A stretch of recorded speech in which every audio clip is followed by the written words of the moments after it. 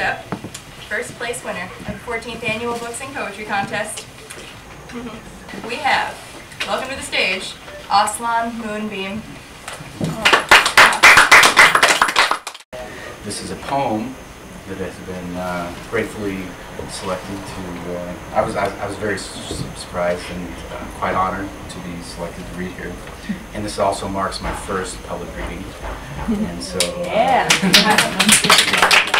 so this is San Franskitzo City Stall. San Francisco has lost its soul in the name of a balanced budget. There is also what we all depend on, the tourist dollars they count and fudge it. Change is the cry they always jingle to get themselves elected. They make us think we need their angle because the city's infected. The people in charge have everyone fooled, believing that they are free. The power lay in not knowing who's ruled. If you look, you too will see. They sell us security and false hope, but are really just liars and thugs, all in the name of what they really scope: gold, oil, and control of all the drugs. The tourists come here looking, as did I, hoping to find some time in which to belong. What they find as progress is that people can get high, but still get a life sentence for having a bomb. They come here daily already in love, and from the moment they arrive, are given maps and tour guides to all of the objects of their misplaced affection. They come here hoping to find something close to how we used to survive. Many leave with plenty of souvenirs and an unsettling sense of personal rejection.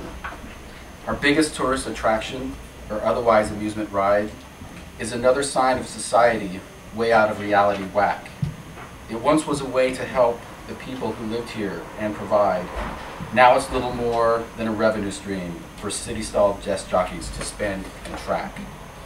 Sure, it's cute and it keeps the tourists coming. With every ticket comes a much higher invisible price, which, by the way, is the latest 19th century travel technology, for the price of a round-trip ticket and 2 scoops of creamed ice.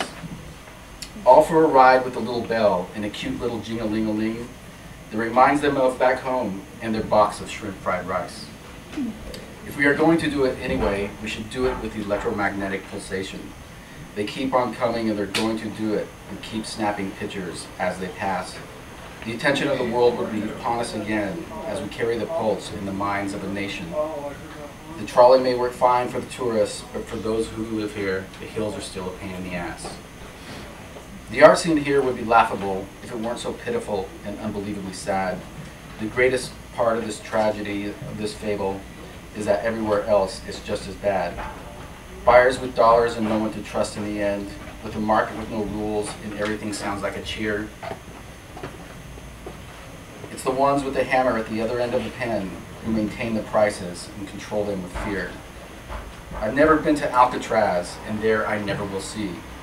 I see no beauty in a chamber of pain with hoodies and an audio tour. What needs to replace this old and ugly monstrosity is a futuristic reminder of what we are willing to endure, and show us, and show how the perfect world is going to be. For most of the tourists, anything will do, like they say. They really want to say they did this and that with pride, standing in lines for things they really shouldn't even pay, always paying for the t-shirt with a smile and glide. They can now go home and wear it to display. They too went on the San Francisco ride. That's what we've become, and it's been like this for a while.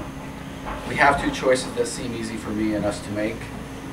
Stick with the past and make history our trade in the name of modern denial. The second choice has already been made behind your back, and this time with nothing that's fake. The artists are taking over again, but this time with MBAs, in engineering degrees, and a much better sense of fashion and style.